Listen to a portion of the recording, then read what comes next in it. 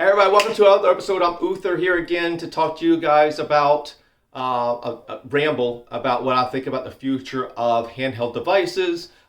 Is it gaming? Is it multitasking? Let's talk about it. Before I get going, I want to tell everybody, go into the comment section. Tell me what you guys think about the video. Let's have this conversation. Check out my Twitter so we can continue to have these conversations going forward. And maybe we can start to get attention of some of these companies or some of the bigger YouTubers so they can start having these conversations so this conversation can get to the point where the companies start to realize what we really want as consumers. All right, so one of the main things I really want to talk about is, hey, look, is gaming or multitasking the future of handheld devices? Whether it's, your foldables, your phablets, your handheld device, gaming devices like the new Switch Pro that's coming out, the new Qualcomm Android device that's coming, or the plethora of handheld Android devices that are just continue to come out more and more every day. Now, obviously we know there's a couple different routes companies are going with their multitasking, right? We know that Samsung has a front screen and then you open it up and it's one screen. Obviously the Surface Duo that's in my hand is dual screen. You can do it in phone mode when it's acting right, or dual screen mode like I have here, which I use a lot, especially when I'm in the mornings, checking out my stocks for the day, setting up my to-do list, looking at meals, looking at my workout for the day. This comes really in handy. But one of the main things that really gets me thinking about this is if you look at the actual computer arena, whether it's laptops or desktops or whatnot, you'll notice that the majority of desktops are gaming, right? The vast majority are desktops for gaming, and then you have your small mini PCs that are used for businesses and stuff like that. Like at work, we have these really small Dell devices, and that's really the vast majority of desktops. Obviously, there are other options, but what's actually selling? And then you have laptops.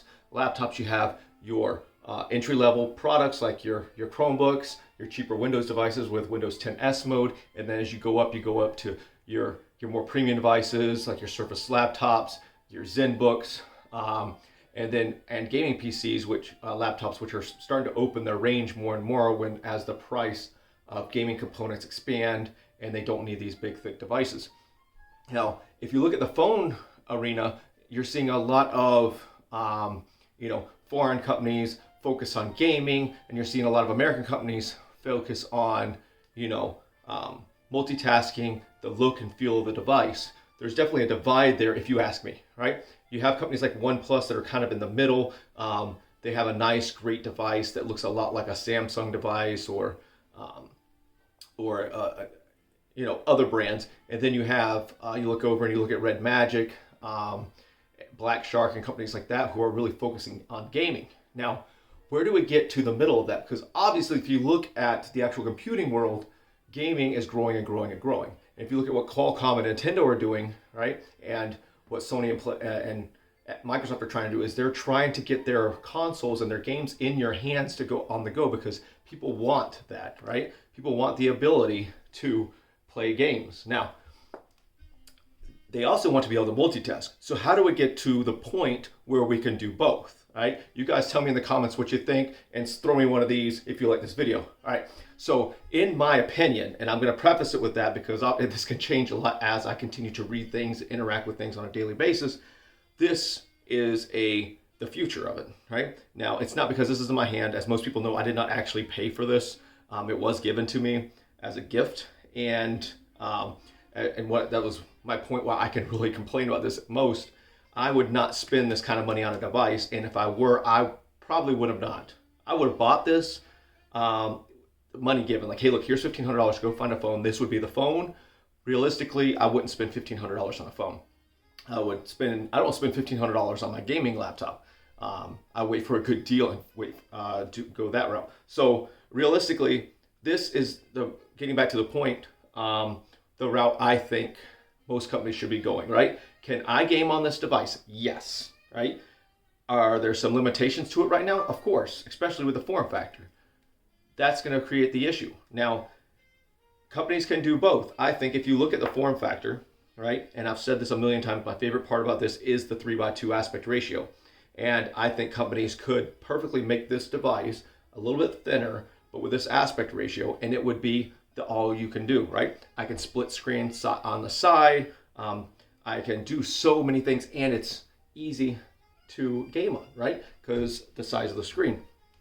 And then at the end of the day, if you have companies like Microsoft continuing to do the dual screen method, as technology continues to improve, batteries continue to improve, they can make that smaller, they can make the screen bezels better, they make the cameras better, and obviously the processors and RAM and storage are continue to get better. That's just the way the process works. So I want you guys to tell me what you guys think about how the future of handheld devices are going to go. I think in general, you're going to start to see that split off just like we have in laptops, where the standard candy bar phone is going to be mainstream, but you're going to see pretty large segments of the multitasking and gaming devices way bigger than they are today. Because if I don't have math in front of me, but if I had to guess, 80, 90, 95% of the entire phone market is just standard candy bar phones for a I know it's that. Like, it's common sense would tell you that that is the majority of the market. But how is that going to continue to change, right? How are you going to get to the point where multitasking with the correct aspect ratios, cameras, performance, battery life, pen attachments, and things like that can really start to cut out that laptop segment? If you look at what Microsoft's doing with the Surface line, what Apple's doing with their iPads, it's obvious that the companies think that the future is in tablet format. I think the future is more in this form, right? In the next 10 years, right, if not 5 years, a lot of people are going to have something like this, just like they do with the Samsungs, have decks installed, plug it into their TV with a dock, and they can Bluetooth the controller to it, keyboard and mouse on a monitor. More and more people are going to be continuing to do that on a day-to-day basis. Companies are going to start pushing it, making a one device, right? If I'm a company owner and I have employees that are traveling regularly, I am paying for their phone, I'm paying for their travel, I'm paying for the laptops, their stays, everything. What if I literally could give them something like this, right? Or the Samsung device, which opens up, comes with a pen, actually has a place to actually put it, but if not, having cases can come along as devices like this become more and more prominent. You're going to start to see more accessories. That evolution is going to come, right?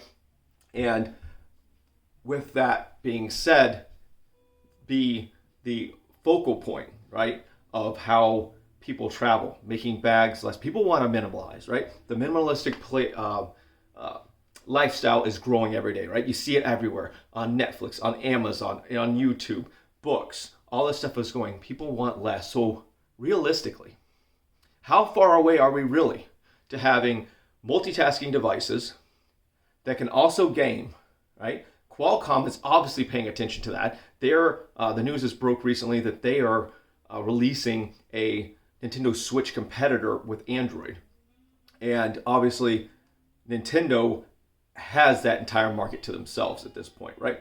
They are so strong that there are rumors that Game Pass is coming to it, right? Microsoft has already put games on the Switch.